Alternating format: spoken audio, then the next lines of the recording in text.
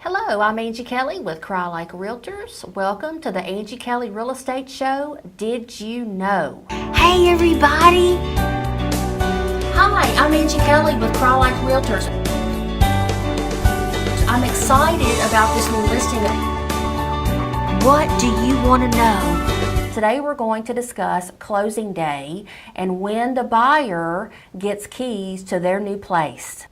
Years ago on closing day, buyer and seller both sat at the same table to sign the documents. These days, that is not so much the case, and here's why. During closing, the buyer normally would sign first. The buyer's income documents are passed across the table.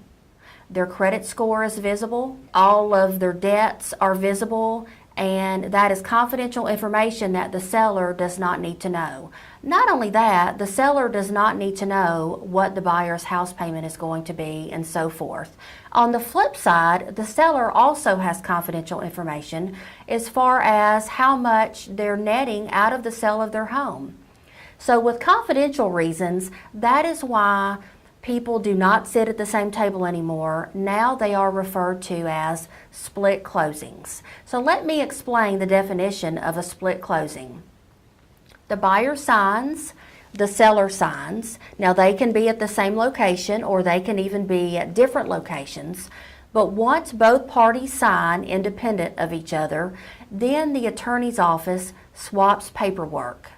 Once the paperwork is swapped, then the money is transferred.